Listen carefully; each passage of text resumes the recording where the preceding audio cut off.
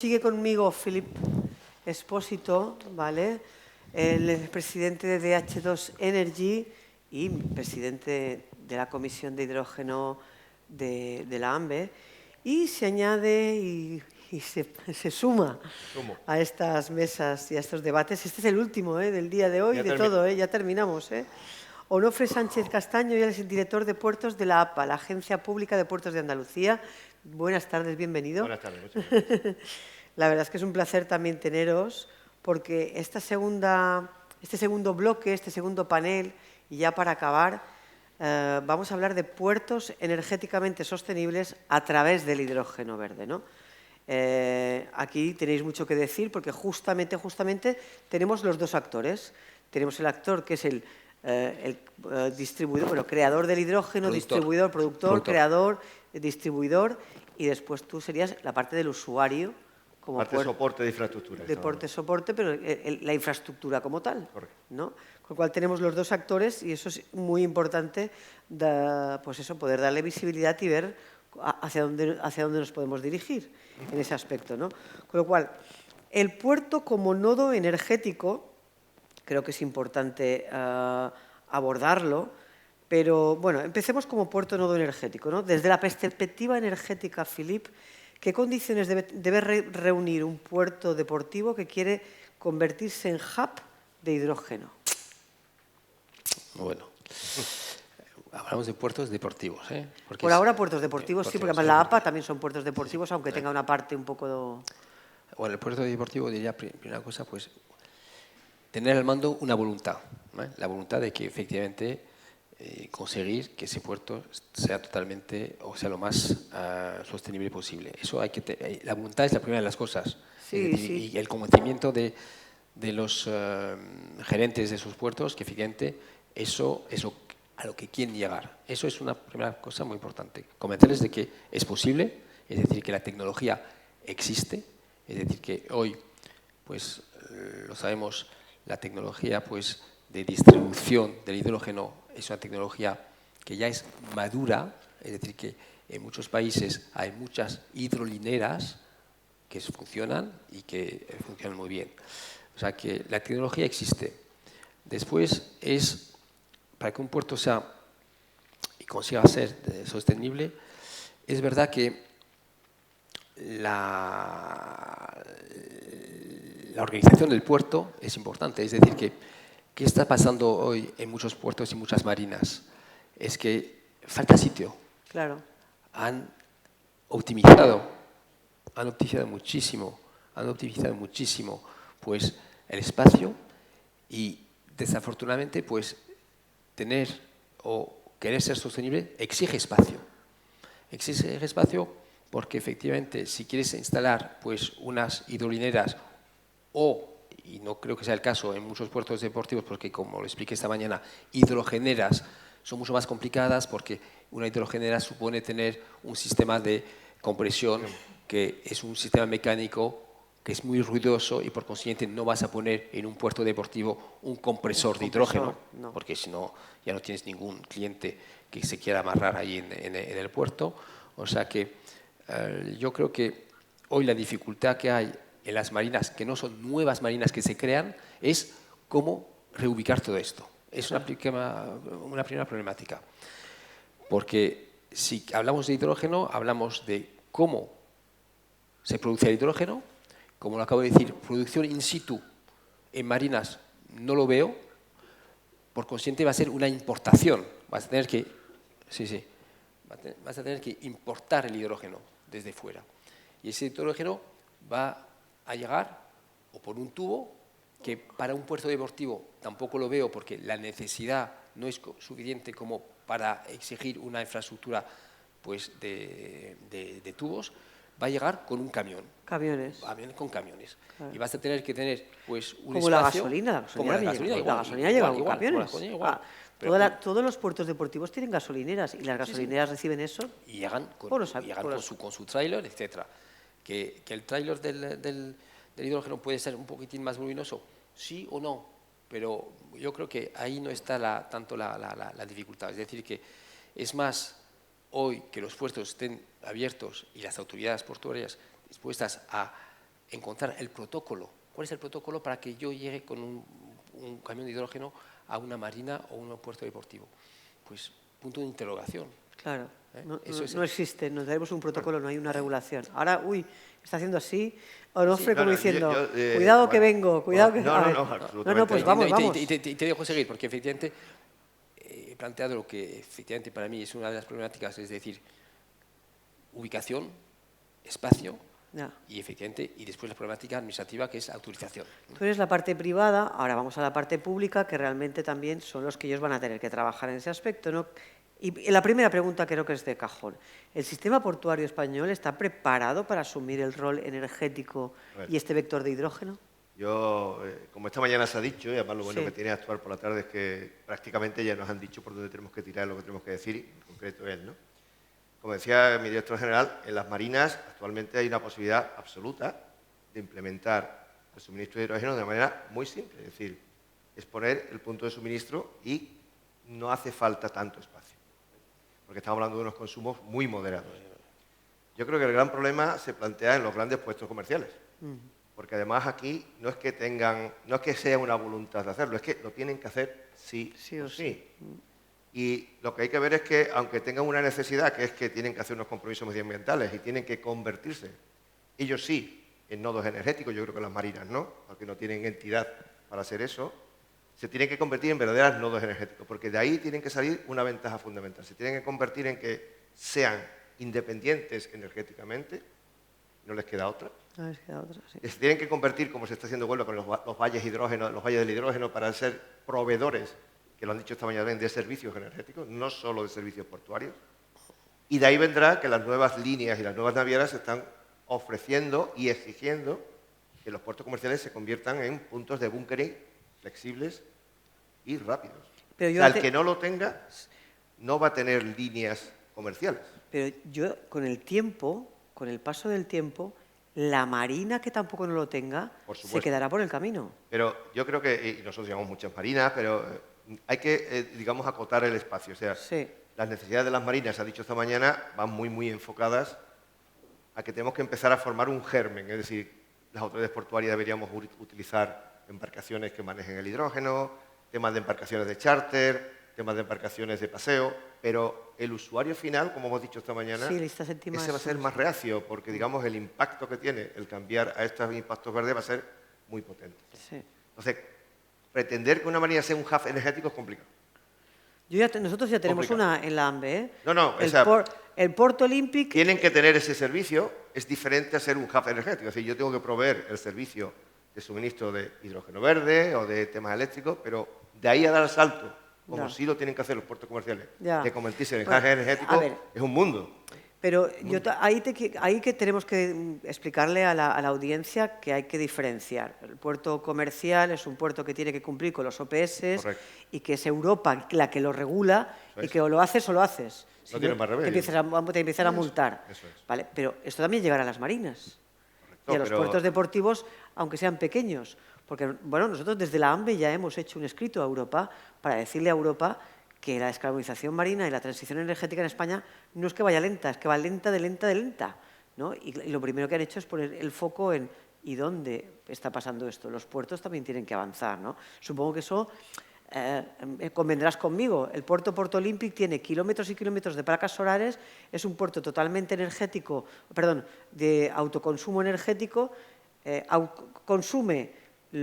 abastece de lo que consume y el sobrante que acumula lo revende al alumbrado del Ayuntamiento de Barcelona.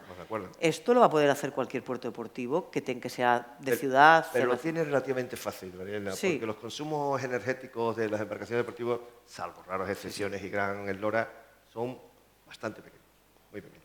Y se pueden utilizar pues, el tema de la fotovoltaica, de las pilas de hidrógeno, de las pilas de acumulación, eso es fácil. El gran problema está en los puertos comerciales, que un crucero de cierto lujo, cuando enchufa a un puerto comercial es como 10 hoteles. Y ahí tienen el gran problema. Las marinas realmente no tienen ese gran problema, porque actualmente ya casi que lo cumplen, ¿no? Con el tema de los consumos muy mínimos y ya con las instalaciones que se están poniendo, prácticamente se compensan, ¿no? Pero ¿no crees que las marinas tendrían que poner, las marinas y clubes náuticos? Hemos Sí, tenido sí, por aquí estamos hablando lo mismo. toda la mañana, ha estado aquí el presidente de la Asociación de Clubes Náuticos de Andalucía, que también es el vicepresidente de la Nacional, y me decía, a ver, Marilena, yo esto lo veo para un futuro, pero al final todos tendremos que ir por ahí, porque, por ejemplo, que acabas de decir, vale, generas fotovoltaica para tu autoconsumo, pero nosotros no estamos hablando de autoconsumo, estamos diciendo, ¿qué empieza antes, el huevo o la gallina para trabajar el hidrógeno? Necesitamos infraestructuras dentro de los puertos deportivos para que después el sector arranque, si no, no arranca. Esta mañana también han dicho una cosa muy importante, que yo creo que estarás conmigo de acuerdo. Hay que hacer temas que sean escalables. Es decir, Sí. porque la inversión, como bien decía él, es el tema del espacio y el tema de la inversión, que es constante. Entonces, no podemos pretender, se ha dicho esta mañana, ¿cuándo han despegado el tema de los coches eléctricos? Cuando ha habido una red de carga suficiente. Y evidentemente yo creo que las administraciones deberíamos fomentar, dar el primer paso. Y yo creo que ahora mismo las marinas están muchísimo más preparados que los puertos comerciales, porque no nos olvidemos que los puertos comerciales son más antiguos, como norma general, mucho más implementados en el sector de la ciudad y tienen más problemáticas de la incorporación de esta actividad dentro del suelo del puerto. En las marinas, como normalmente eso, digamos que los terrenos son más pequeños, son más nuevos y hay mucha más facilidad de implantación.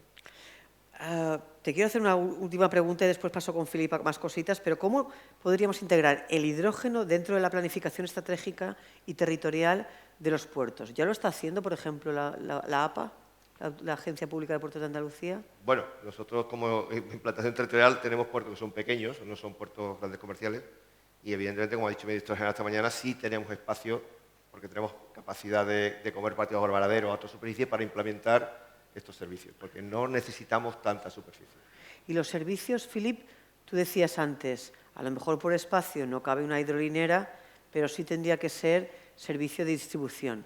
¿Cómo podríamos empezar a trabajar ese servicio de distribución, por ejemplo, los puertos andaluces? Yo lo lanzo ahí. Hidrolineras sí caben, es decir, que Caben. Es más, la maniobra que se exige y hoy es convencer. Hay unas zonas, por ejemplo, en un puerto deportivo, pues el gerente del puerto optimiza cada amarre. Cada amarre lo quiere optimizar, porque le saca una rentabilidad. Y cuando se le va a ver y dice, mira, aquí hay un espacio que podría ser totalmente propicio, pero a lo mejor tienes que sacrificar 2 amarres o 3 amarres, pues duele. Le duele. O sea, que ahí hay que encontrar un sistema de ayuda que le permita, que nos permita convencerle de que efectivamente, como decimos, tecnológicamente, ya está en términos de espacio, es factible, quitando a lo mejor un par de amarres que están ahí, que molestan y que tendrían que servir pues, para justamente abastecer el barco de hidrógeno. Pero eso es factible, estoy totalmente de acuerdo contigo de que es mucho más factible que para puertos comerciales que exigen otro tipo de infraestructura. Totalmente. La distribución hoy hay que saber que yo estoy en la parte de producción, es decir, que nosotros producimos hidrógeno, pero que tenemos pues, empresas de logística, de transporte, cuyo trabajo es transportar y llevar el hidrógeno a un punto de entrega que puede ser un puerto deportivo sin ningún problema. ¿Y ahí hay seguridad? ¿Se puede entregar actualmente? Si cogiera y dijera ahora, Damablue ahora coge y se va a algún puerto vuestro y dice, quiero cargar y va a llegar, no sé, el distribuidor tal. ¿Pediría algo la APA en este momento? Nosotros sí, igual que se está haciendo ahora con algunos puertos que no tienen suministro de combustible, son pequeñitos, lo que se está haciendo cuando hay un problema es suministro por camión, es lo mismo, porque hay que pedir unas condiciones de seguridad y de transporte que cumplan el reglamento de seguridad, pero tan fácil como eso. Donde nos vamos a enfrentar a eso es con el catamarán grande que habéis visto. Claro. Ese catamarán, pues este catamarán no es una simple hidrolinera que va a permitir abastecer el barco. Son 250 kilos a 500 bares. O sea que hoy no va a ser una hidrolinera que va a servir para ello. La hidrolinera servirá para el barco pequeño, que son 8 kilos, sin problema. Pero el barco de 250 kilos, ¿qué tendremos que hacer? Pues tendremos que llamar a un Air Liquide, a un Linde, de servicio y decir, mira, pues dentro de 4 días necesitamos hidrógeno, 250 kilos de hidrógeno a 500 bares en el puerto X. Bien, pues necesitaremos hablar con la autoridad portuaria y decir, mira, necesitamos hidrógeno y que haya ya un protocolo, que sea fácil, que digamos que no esperemos 6 meses para que nos digan, pero que en pocos días... No, yo te quiero garantizar que en nuestros puertos con una autorización no son pocos días, son en pocos minutos. O sea, pues eso es cuando se pide el servicio, tenemos capacidad para decir, mira, lo puedes hacer en esta franja horaria Y estos son los requisitos que tienes que cumplir. Básicamente en la normativa industrial y de seguridad. Tan sencilla como eso. Pero yo quisiera abrir otro debate, sí, debate sí. que se ha puesto esta mañana, que aunque, Sí. y lo has puesto tú, ¿no? O sea, ¿dónde se tiene que producir el hidrógeno? Porque creo que todos estamos de acuerdo que el suelo que se produce en los puertos es un suelo caro y debería de aprovecharse para aquellas actividades que son necesariamente portuarias. La pregunta es, ¿hay que producir el hidrógeno en los puertos? ¿O sería mejor sacarlo fuera y, como tú bien dices, tener una logística de transporte del hidrógeno? Yo creo que aquí casi todos vamos a estar de acuerdo en que deberíamos de alejar la producción, no alejar, Alejar. no poner en primera línea el tema de la producción de Exactamente. hidrógeno, ¿no? Exactamente. La producción de hidrógeno tiene que estar en las zonas donde la producción sea la más barata posible. Y acabas de tocar un tema importante. En un suelo caro, pues si empiezas a poner efectivamente un electrolizador en un suelo caro, pues será más, el hidrógeno que sale de ahí será más caro que si lo pones en un suelo barato. Esto es fácil de entender. ¿Dónde produces tu hidrógeno? Pues nosotros producimos a gran escala y las ideas que tenemos, el primer proyecto que vamos a construir va a estar en Huesca y en un terreno de, bueno, son 100 hectáreas de espacio pues para producir más de 2.000 toneladas de hidrógeno. Y los proyectos siguientes que tenemos, que son muy importantes, están en el eje de la Ruta de la Plata, en Extremadura, concretamente, y en Castilla y León también, pero sobre todo en Extremadura a corto plazo, para poder venir a Huelva, por ejemplo. Es decir, que va a haber un tubo desde Bilbao hasta Huelva. Pues que nosotros produzcamos hidrógeno en la ruta, lo inyectemos en el tubo y que ese hidrógeno llegue a buen puerto. Una manera de decirlo, y en Huelva, y a partir de esto, pues se crean unos hubs de distribución. Es decir, que por ejemplo Huelva tendrá todo el sentido del mundo que sea un hub de distribución, como podrá hacerlo Cádiz, etcétera también. Y ahí, desde ahí, pues para distancias cortas, 100 kilómetros, 150 kilómetros, se utilizan trailers, unos camiones que vendrán, cargarán y distribuirán. Eso es así que... Esta logística, porque es una logística importante, Absolutamente. ¿vale? ¿Quién la tiene que liderar para poner en marcha? Porque es una logística, lo estáis diciendo, lo estáis contando como muy fácil, pero a mí me parece que al final, a la hora de ponerlo en marcha o encima de la mesa, decir, señores, este proyecto, vamos, tal, tal. ¿Quién tiene que liderar esto? ¿La administración? ¿Sector privado? ¿Conjuntamente? Yo creo que lo que han dicho esta mañana, han dicho una frase que creo a todos nos ha llegado. La administración que tiene que hacer es no molestar, ¿no? Lo ha dicho Sí, lo sabe decir muy bien. Eso es no molestar, porque la industria sí es verdad que empuja y lo que creo que la administración tiene que hacer es adecuarse a los ritmos que tiene esa industria. Hoy, esta mañana también han dicho que se estaban parando en la generación de hidrolineras móviles porque la regulación no estaba, ¿no? Pues eso es lo que tiene que hacer la administración, es decir, se tiene que adaptar a la que la industria le pida para no frenar el desarrollo. Pero yo quería apuntar también que el sacar esta logística del puerto, es decir, meter la logística del transporte también facilita mucho la actividad portuaria, porque no nos olvidemos que el hidrógeno se interfiere con la logística portuaria, o sea, tiene afecciones con el tema de contenedores, las tuberías que tenemos que tener de hidrógeno no son las tuberías estándar, sino que tienen que estar especialmente protegidos. Hay que quitar ese miedo que hemos dicho antes del tema de los cruceros y los usuarios, o sea que todo apunta a que intentemos naturalizar el tema del hidrógeno en los puertos, ¿no? Y cada vez más, como dice Philippe, lo suyo es llevar el tema de la distribución hacia los puertos y ahí tener la distribución de última milla, como se ha dicho muchas veces en la logística. A lo mejor para normalizarlo sería primero empezar con la distribución y luego ya poco a poco, cuando esté la regulación, ir pudiendo poner hidrolineras. ¿Cómo lo Yo creo que... Sí, pero va a ir de la mano esto. Efectivamente, como estaba diciendo, para el barco de 250 kilos de hidrógeno será un camión de distribución que vendrá una vez a la semana, una vez cada 15 días o 3 semanas, cuando lo necesite. Pero para conseguir pues, un uso diario pues, de charter, por ejemplo, barcos pequeños, embarcaciones de 8 metros, 10 metros, que utilizan 8 kilos de hidrógeno, sería útil tener unas hidrolineras. Hidrolineras que son fáciles de mantener y que, evidentemente, cuyo coste hoy en día, pues afortunadamente hay algunos proyectos llevados por empresas españolas que te permiten tener hidrolineras a un coste bastante asumible. Eso es muy, muy, muy interesante.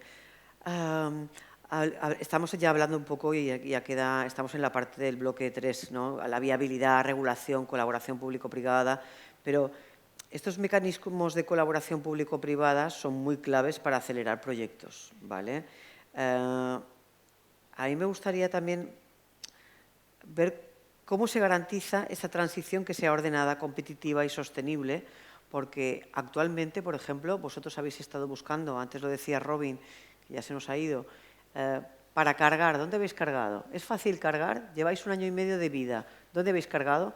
Y es complicadísimo cargar porque... Hemos cargado en Zaragoza, en hemos Zaragoza, cargado en Madrid, en Barcelona. pero en ningún puerto deportivo. Sí. Bueno, en con la American Cup. No, hemos tenido la suerte de cargar, efectivamente, no, en puerto comercial, que era Barcelona, durante la American Cup. American Cups. Hemos cargado en algún puerto deportivo en Mónaco y en Cannes, pero en España, puerto deportivo... sí, no, en Valencia hemos hecho un repostaje en Valencia, si no me equivoco. Creo que ha habido un puerto deportivo en Valencia, pero el camión ha venido a tipo lo que estáis contando, sí, repostaje de distribución. Que no es rentable para 8 kilos. El camión no es rentable para 8 kilos. Bueno, esta mañana ya nos han dicho que se han hecho cargas desde la parte de agua, ¿no? Sí, desde el agua, sí. Eso es, además que eso es tan bueno como que se percibe como que el peligro, entre comillas, que tenemos del hidrógeno se saca de la primera línea del candil y es mucho más perceptible de que una cosa segura. Si tú haces una carga en agua con total seguridad, ¿cómo no va a ser seguro en tierra? Sí, exactamente. Exactamente, eso me parece indispensable, ¿no? Vale, hablamos de que normativa, barreras regulatorias administrativas que frenan hoy proyectos de hidrógeno en los puertos. Bueno, este que tenías tú que has mostrado del yate se te frenó hace un año, ¿no? Hace 22. En el 2022. En el 2022, ese proyecto empieza en el 2022 vale. Y efectivamente cuando unas cosas se hacen, es decir, a ver, ¿qué abanderamiento le vas a dar al barco? Porque la normativa va a influir sobre efectivamente lo que te va a exigir pues, para construir el barco pues, y sus usos. Pues ahí se ve que la administración española no está preparada. La administración central no está preparada, pero nada preparada. Bueno, y tener que ir a una bandera maltesa porque al fin y al cabo pues no conseguimos tener una bandera española, a mí, bueno, no va a ser correcto, pero a mí me fastidia muchísimo. Es normal que te fastidie.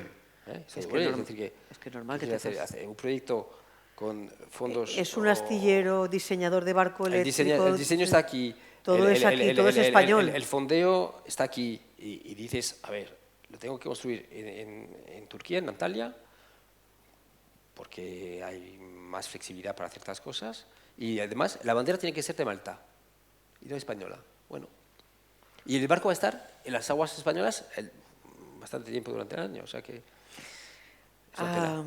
No, eso es inconcebible. Yo creo que eso es el claro ejemplo de que la normativa o las administraciones en este caso no se están adecuando al ritmo que se pide. Pero lo que se ha escuchado esta mañana también, es decir, que yo no estaba en esta ponencia, pero me han reportado y que efectivamente se habla de una regulación para almacenamiento, uso, distribución de hidrógeno y se te dice allá arriba que el proyecto del Real Decreto pues, se ha cogido pues, como ejemplo el modelo italiano, el modelo francés y...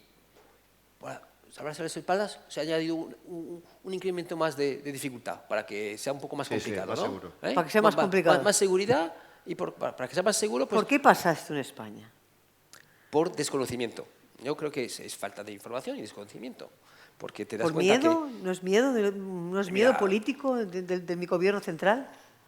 Porque por desconocimiento también, evidentemente, claro. Yo he visto hidrolineras en Francia, pero enfrente de un colegio de niños. Es decir, que una hidrolinera para cargar coches de hidrógeno, pero te digo, pues de aquí hasta ahí está el colegio. A cruzar la calle, 12 metros. Plantea problema. Claro. O sea que he visto hidrolineras durante los Juegos Olímpicos en París, 2 hidrolineras alimentando pues montacargas y bicicletas de hidrógeno. Claro. Y una a la salida de un metro. Uno al pie de la Torre Eiffel y el otro a la salida de una estación de metro. ¿Tú no crees que, supongo que para los Juegos Olímpicos habrán hecho lo necesario para asegurarse que no había problema, ¿no? Pero ¿qué miedo hay aquí en España con eso? Ese desconocimiento es demasiado... Yo creo que ha dado la clave de esto. Es decir, patente, el desconocimiento puro y duro que genera miedo. Y ante ese desconocimiento es la hiperprotección y la hipermedida. Estuve la semana pasada en París en un congreso que es el congreso de Evolution, es tipo de congreso de ese tipo, como el que tenemos aquí hoy. y en el que estaban pues muchísimos expositores, y había un cuerpo de bomberos franceses que te explican que ellos se dedican a la formación de empresas para el uso del hidrógeno. Y les hice un par de preguntas. Son los que se ocupan, por ejemplo, en las 24 horas del Mans, que ahora hay coches de hidrógeno, pues ellos aseguran la seguridad, el mantenimiento, bueno. Y ellos explican el hidrógeno, a ver, el hidrógeno para ti, ¿qué es peligroso? Y ellos nos decían, pero no más peligroso que el gas natural, es decir, Claro. o cualquier pues, combustible. La única cosa es estar prevenido y entender cómo funciona. Si sabes cómo funciona, no hay problema. No tienes problema. Y hasta De uno me todas decía, yo formas- prefiero un incendio de hidrógeno que un incendio de gas natural. Claro. ¿Sabes? Porque Desconocimiento, Yo como hemos dicho antes. os pongo en antecedentes, por ejemplo, de lo que nos ha pasado en la AMBE. En la AMBE hay una comisión, que tú lo sabes, aparte de la comisión que tú lideras de hidrógeno, hay una comisión de puertos energéticamente sostenibles, hablando de puertos contigo, Nofre. Y en esta comisión se ha creado un documento específico que se llama Ecoport, ¿vale? En el cual hemos creado el futuro puerto deportivo realmente con una gestión energética sostenible y todos los puntos y todos los ítems que tendría que hacer un puerto deportivo, ¿no? Esto lo hemos presentado a Puertos del Estado, que está ahí a ver qué pasa, pero dentro de ese documento que ha creado la comisión hay varios puntos en los que se le dice al puerto, a la autoridad portuaria, en concreto, que tú también eres autoridad portuaria, aunque sea autonómica, se le dice, se le recomienda que dentro de, por ejemplo, los simulacros de incendios. Los simulacros de incendios actualmente en toda España, en todos los puertos deportivos, si entra un barco eléctrico por la bocana del puerto, no tienen ni idea de cómo actuar. No tienen ni idea de cómo actuar ni con las baterías, porque los Dama Blue llevan un motor eléctrico, una batería de litio y luego el rack de pilas de hidrógeno. Esos puertos deportivos aún no han empezado a trabajar en ese tipo de gestiones, ¿sabes? Les entra por la bocana del puerto y no sabrían cómo actuar. Nosotros hemos creado un listado, hemos estado hablando justo de lo que acabas de decir, porque has hablado de bomberos y me ha llegado a mí en la comisión nuestra. Hemos hablado con los bomberos de Barcelona, con distintos puntos. Luego han hecho un trabajo muy interesante, que esto tendría que estar en todos los puertos deportivos y no lo saben, que si entra por la bocana del puerto un barco eléctrico, como mínimo tener un tipo de extintor diferente, que es el que apaga el incendio de una batería de litio, que no la apaga un extintor normal, ¿no? Todo este tipo de cosas que son tecnologías que tú las conoces porque eres del sector de nuestro...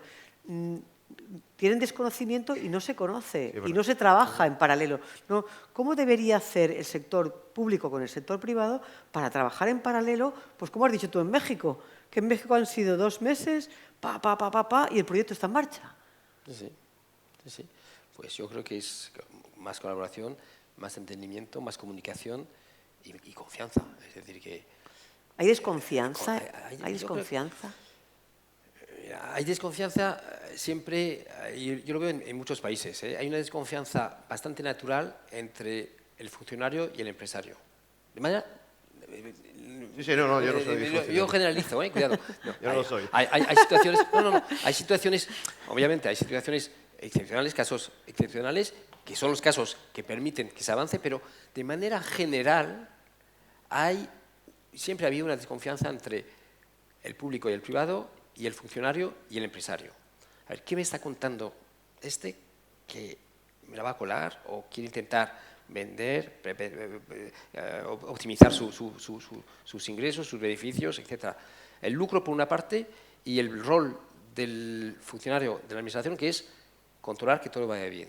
O sea que hay esa desconfianza natural, que después, en casos muy concretos, esa desconfianza pues se convierte en confianza por el tiempo, por la facilidad, por la comunicación que se tienen entre empresarios y administración. Pues esto está genial, pero hay que partir de esa premisa, que al principio hay desconfianza. ¿Tú discrepas? Yo no soy funcionario, lo que pero discrepo.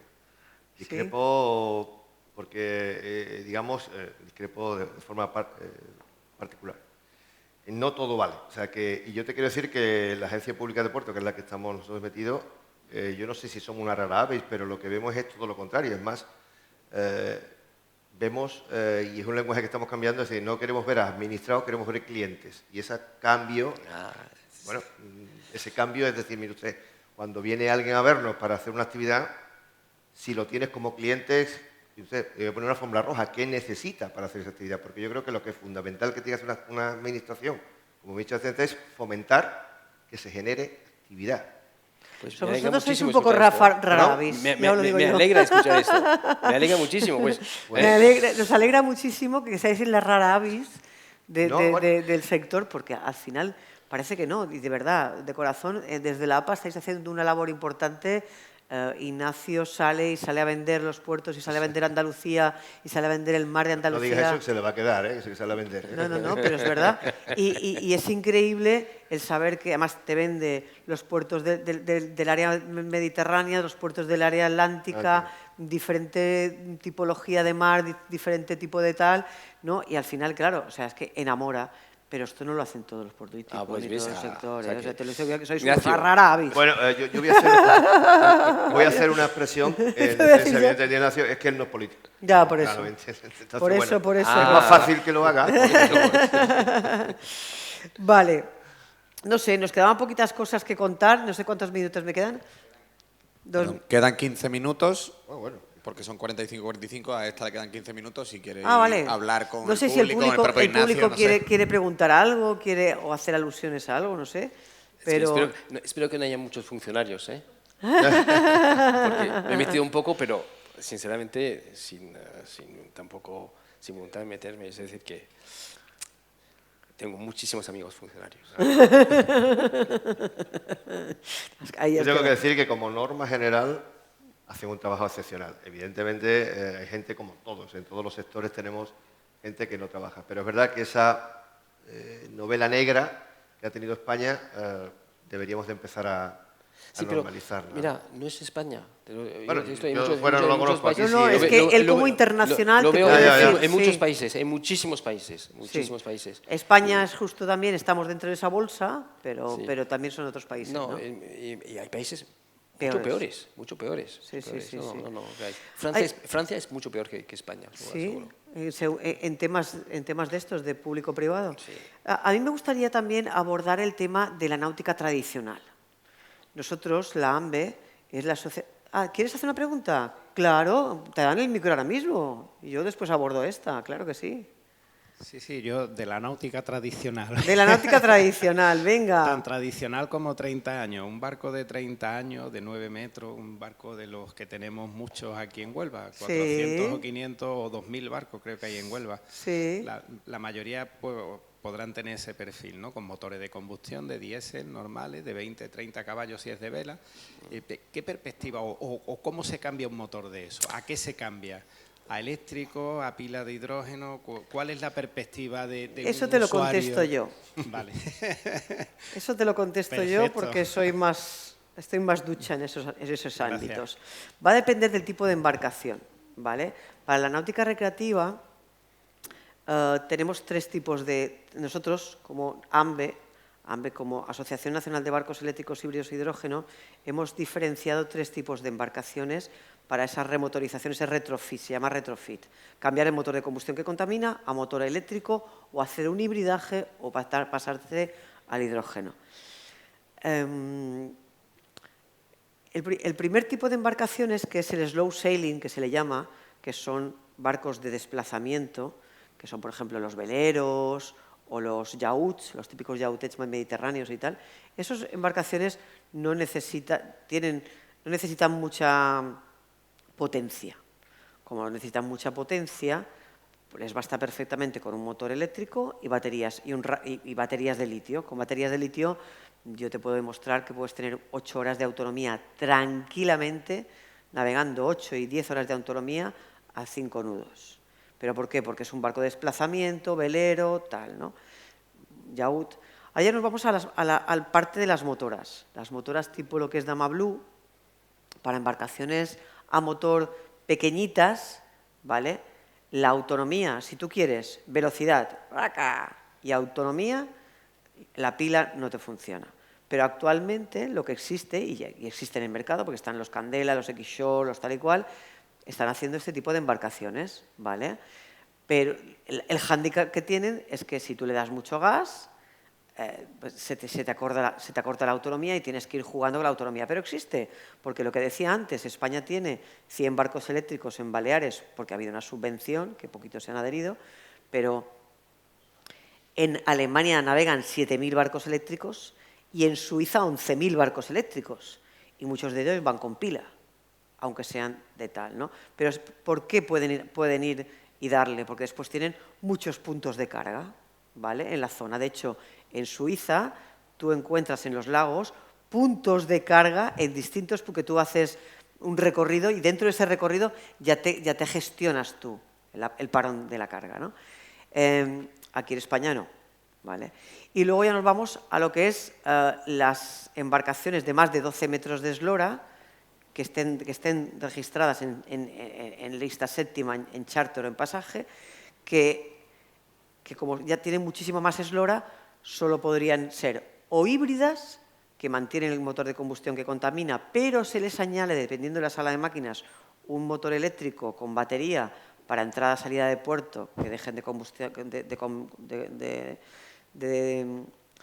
meter combustibles fósiles en la lámina de agua portuaria y luego, por ejemplo, cuando costean, pero luego a la larga travesía pues se enciende el motor de combustión. Y lo idóneo, lo maravilloso, lo principal y lo primordial es que tanto las motoras, que yo te digo yo que las motoras, como por ejemplo las embarcaciones a partir de 12, 14 metros en adelante, 24 metros, esas tendrían que ser con hidrógeno. El vector del hidrógeno no es que sea el futuro, es que es el presente, porque es lo ideal. Ahora bien, no sé si has estado antes, cuando hablábamos de industria náutica sostenible en Vector, remotorizar una embarcación a hidrógeno no es como hacerte un Dama Blue de cero, ¿vale? Es otra historia, ¿vale? En cambio, una remotorización, un retrofit de un velero, de un yacht y tal, es muchísimo más fácil. Es meter un motor eléctrico y unas baterías y se acabó pelota, ¿sabes? De hecho, casi todo lo que se ha remotorizado en Baleares es velero y yacht. No se ha remotorizado en ninguna motora. Sí que se ha remotorizado algún que otro catamarán de lista segunda a eléctrico, pero lo mismo, porque es un catamarán y tiene espacio a eléctrico. Y ahora falta pues, que dé el paso el hidrógeno. A mí me encantaría que hubiera empresas de mantenimiento y de reparación que supieran hacer cambio de sistemas de motor a eléctrico. O sea, yo invito al sector del hidrógeno, que sois todos vosotros aquí en este congreso, para que creéis ese tipo de empresas de remotorización al eléctrico. ¿Por qué? Al eléctrico con pila de hidrógeno. Porque es que cambiar toda la flota española no es fácil, ¿eh? Y es el trabajo que tenemos que hacer. Y cambiarla a comprar un barco nuevo, no todo el mundo va a poder, ni empresas de charter, ni armadores, ¿no? Y por eso ahí también, no sé si te he contestado. ¿Sí? Sí. ¿Sí? Tú el barco que tienes, que es velero. Velero. Velero de 9 metros, yo le metería un motor eléctrico de 40 kilovatios, que viene a ser es que 40 kilovatios son muchos.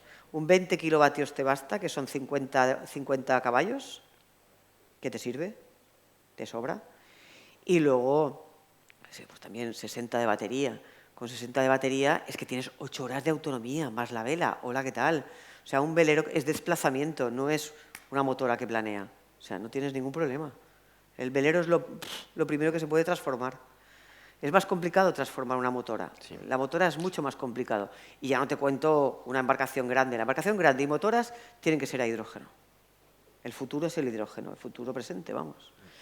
Y hablando de la náutica tradicional, tú que has hablado de náutica tradicional, claro, la náutica tradicional nos ve como estos locos innovadores que vienen aquí a desmontarnos lo que va bien. Porque además la náutica tradicional nos dice, pero ¿por qué vais a tocar lo que va bien?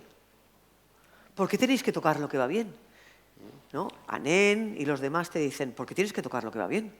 Barco eléctrico, bueno, el futuro, en el 2050, ¿vale? Pero tradicional hablas de los veleros. No, te hablo de todo. A nivel general. Te hablo de la náutica tradicional como todo, como lo que es la industria Ah, ok, náutica. la industria, no porque únicamente no yo, deportiva, yo, de acuerdo. yo he estado trabajando y he hecho la prueba del algodón.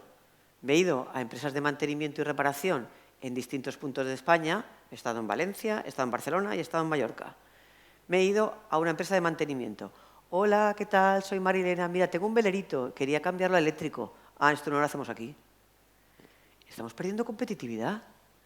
No saben hacer las cosas y tampoco quieren. ¿Qué hacemos? Bueno, vamos, algunas empresas, es como lo que está pasando en el sector también de automóvil, ¿sabes? Que el automóvil se está reinventando porque el mantenimiento de un motor eléctrico versus un motor térmico no tiene nada que ver. Claro. Y ya no tienes que pasar Pues por por el revisión cada 6 mecánico. meses. Es decir, que... Claro. Y esto es uno de los problemas en el sector automóvil, o sea que supongo que también llegará al sector náutico. Está llegando, Sí, sí, está llegando. Lo ven. Claro, está llegando. Un motor eléctrico de mantenimiento cero. Cero. O sea que... Y costes para el armador y costes para la empresa de charter, los costes que se ahorra son increíbles. El ahorro es brutal, ¿no? No, estás dando la tecla, ¿no? Es decir, todo cambio genera resistencia y si el cambio amenaza un sistema implantado, pues mucho más resistencia, ¿no? Claro. Diciendo él, el tema del mantenimiento es básico, los coches y los barcos va a pasar igual, el mantenimiento de un motor eléctrico es prácticamente nulo. Se ha acabado el tema de las revisiones, se acabó el tema de los del aceite, de los filtros y exactamente. ahí hay un montón de Es de que gente, ¿no? el motor térmico, el motor de combustión, señoras y señores, es del siglo pasado. O sea, Del siglo XIX. Es del siglo XIX. Oiga, señores, dejen ¿no? De que el cambio tiene que ser ya. Pero hay un dicho, sobre todo en el tema de la ingeniería industrial, dice, somos tan brutos que nos basamos en un motor que funciona a explosiones. A explosiones. O sea, no A nos andamos con tonterías, explosiones. Imaginaros Pero vosotros- funciona. Ya, pero funciona, pero ¿tú subirías en un ascensor de un motor de combustión? Evidentemente. Porque ya un eléctrico de vez en cuando, muy pocas Era. veces, de vez en cuando, tiene cosa. Tú imagínate meterte en un ascensor, sube y baja de un motor de combustión. Es que ni de coña. Es que ni de coña. Sabía que O existía. sea, aquí estamos, barcos eléctricos. A ver si cambiamos ya la mentalidad y nos ponemos las pilas. Nos queda nada, ya nos tenemos que despedir, pero a mí me gustaría, pues eso, despedir la mesa redonda pues con una conclusión y sobre todo con ese optimismo que hablábamos en la mesa principal de esta mañana, de que sí se puede, de que es una oportunidad, de que también es un reto, pero que nos queda tanto por trabajar, que bueno, que señores, que vengan aquí a trabajar, que tenemos mucho trabajo que hacer. ¿Pero qué te parece a ti? Vamos a acabar con tu conclusión. No, la conclusión es efectivamente, pues, yo cada vez que hablo de hidrógeno digo que es sobre todo, pues, como país, es una oportunidad, pero que te llega cada 500 años. Y la última oportunidad que tuvo España fue durante Ya. el Imperio Español del siglo XVI. Y desde el siglo XVI nunca España ha vuelto a ser lo que fue. Y ahora con hidrógeno puede volver a ser lo que ha sido. Es decir, que lo que era el oro y la plata en el siglo XVI, hoy es el hidrógeno. Y tenemos que concienciarnos de eso. Es decir, y lo repito, el país europeo cuyo precio de hidrógeno sea más competitivo será España, sí o sí. ¿Por qué? Porque la electricidad española, renovable española, es la más barata del mundo. De Europa. De Europa, ¿Del mundo? de Europa. No, del mundo no, De porque Europa, de Europa. Chile y Chile, Marruecos claro. están... Pero de Europa sí. De Europa sí. Onofre. Yo, como no puede ser menos, me quedo con el mensaje este de Felipe, de decir, oye, aprovechemos lo que tenemos, ¿no? Claro. Si tenemos esta oportunidad, no la dejemos escapar. Además, por dos motivos, porque no tenemos más remedio, y porque debemos las dos cosas. Pero también pudiendo ser líderes, me ha gustado mucho eso. A ver si enamoramos diciendo que como podemos ser líderes, señores, pongámonos Ya. a trabajar. Vamos a las Sí, pilas. no, ¿no? Pero Pongámonos yo creo las que- pilas. Y llevo 4 años diciendo esto en todos los foros, pero no me escuchan mucho. Probablemente porque soy francés y pensarán que Deben hay decir, algo, ¿y este, algo que no y funciona. este algo francés que nos funciona viene a ahí". contar aquí a España? Pues no, tienes toda la razón, Philippe.